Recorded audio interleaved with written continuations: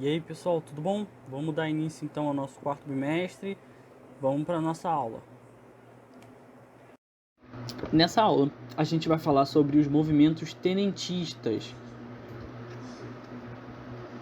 A gente vai entender o que foi esse movimento e que consequências ele teve dentro do sistema político brasileiro. A gente vem vendo como a situação dos militares era complicada aqui no Brasil. Eles estavam no poder e aí eles foram substituídos pelas oligarquias que se estabeleceram na política do café com leite.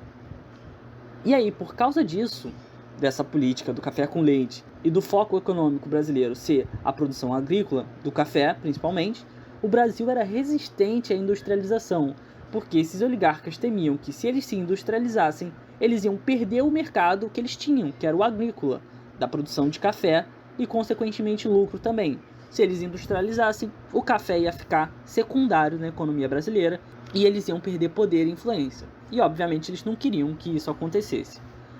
Depois da Primeira Guerra Mundial, os militares viram a necessidade de se desenvolver industrialmente. Então, as oligarquias eram resistentes a essa industrialização e os militares queriam esse desenvolvimento industrial para ter mais poder e influência.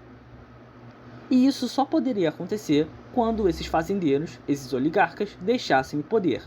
Então, na década de 1920, o exército vai se envolver em uma série de movimentos políticos e, por causa da grande participação dos tenentes, esses movimentos vão ficar conhecidos como movimentos tenentistas.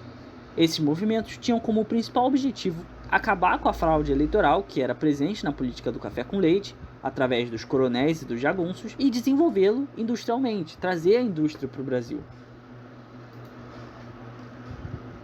A gente já viu que desde o início do processo de república do Brasil, a relação entre exército e oligarquia eram tensas, e aí vão acontecer ainda mais fatores que vão acirrar essas tensões. Primeiramente, o Epitácio Pessoa, quando foi eleito, nomeou um civil para o Ministério da Guerra, que era um cargo que era sempre ocupado por um militar. Então, ao nomear um civil para esse cargo, que era sempre ocupado por um militar, ele acaba chateando a classe militar. E aí, em 1921, as eleições estavam chegando e as oligarquias já pensavam que estavam ganhas, graças aos coronéis e aos jagunços. E aí o candidato deles, o Arthur Bernardes, começa a fazer ataques ao adversário dele, que era o Hermes da Fonseca, chamando ele de sargentão sem compostura, fazendo uma série de ofensas, e isso vai fazer com que o exército assuma como pessoal, e aí o exército vai passar a apoiar fortemente e efetivamente ao Hermes da Fonseca. Então a gente tinha de um lado as oligarquias, que achavam que graças ao poder e influência elas já tinham ganho, e do outro um candidato que era apoiado pelos militares. O Bernardes vai vencer as eleições, como a oligarquia já esperava, só que no Rio de Janeiro vai explodir uma revolta, conhecida como a Revolta do Forte de Copacabana, quando parte do exército vai tomar controle do forte e começar a disparar os canhões do forte. E aí, para reprimir esse movimento, o governo manda os navios bombardearem o forte e fazem com que a maioria dos revoltosos se rendam. Graças a essa pressão, não tinha para onde correr, o forte estava sendo bombardeado, então eles acabam se rendendo. Temendo novas revoltas, o governo vai dar início a uma forte repressão contra o exército. Eles vão enviar esses oficiais que eram aliados às ideias tenentistas para quartéis muito longe das capitais. Vão começar a isolar esses caras. Além disso, a justiça também vai condenar cerca de 50 militares pelos acontecimentos do Forte de Copacabana, alguns até sem relação com o ocorrido, somente para inibir novas revoltas por parte dos tenentistas. Isso vai fazer o exército ficar irritado e eles vão começar a preparar um novo levante. Em 1924, vai estourar o Levante de 1924, que vai primeiramente acontecer na cidade de São Paulo.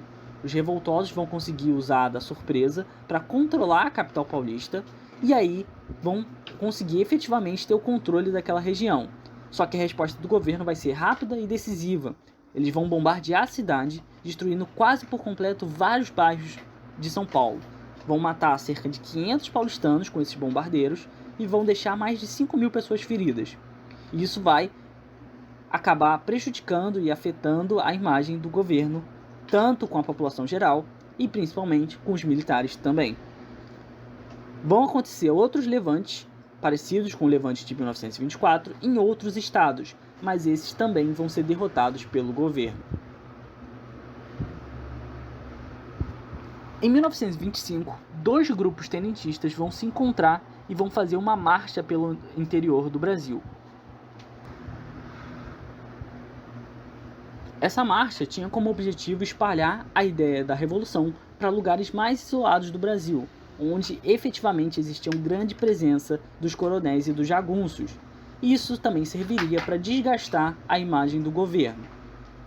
Então, cerca de 1.500 homens, divididos em duas colunas, uma chefiada pelo Luiz Carlos Prestes e outra pelo Juarez Távora, vão seguir em rumo ao norte e vão tomar várias cidades, fazendo confronto com as forças do governo, com os jagunços e com os coronéis. Mas eles logo saem dessas cidades que eles tomaram, porque eles temiam que se eles ficassem ali, eles iam ser alvos fáceis para as forças do governo. Além disso, esses grupos também vão enfrentar a opinião negativa da população, que era influenciada contra esses caras. O governo falava para eles: olha, esses caras dessa marcha aí não são legais, eles querem tomar o controle, eles querem fazer as coisas do jeito deles. E a população ficava com medo e tinha uma visão negativa dessas marchas. Em março de 1927, a coluna, que agora era conhecida como Coluna Prestes, já bem reduzida, vai se refugiar principalmente na Bolívia. Então eles vão desbandar e vão se refugiar em países onde eles poderiam ter certa anistia. Então Bolívia, mas também Paraguai e Argentina, temendo justamente repressão por parte das forças do governo. Os movimentos tenentistas, apesar de terem sido derrotados, vão demonstrar que o exército estava insatisfeito com a gestão do governo e vai fazer também com que a população comece a ter uma visão negativa sobre a oligarquia. Isso se reforça ainda mais na população mais pobre, que há anos e anos e anos era oprimida pelos coronéis e pelos jagunços. Além disso, o governo também vai enfrentar várias questões que vão afetar a imagem dele. A crise de 1929, com a quebra da Bolsa de Nova York, vai surgir em grande parte dos países uma crise econômica quase que global. Isso vai fazer também cair a queda do principal produto brasileiro, que era o café. Já no ano de 1930, um outro cara, o Getúlio Vargas, vai encabeçar mudanças políticas que dariam um fim ao período conhecido como Velha República e também a política do café com leite. A gente vai estudar mais sobre Getúlio Vargas. É isso, a gente para por aqui. Espero que vocês tenham entendido, tenha ficado tudo bem claro. Se não, dúvidas, perguntas, mandem para mim, tá bom? Um abraço, tchau, tchau.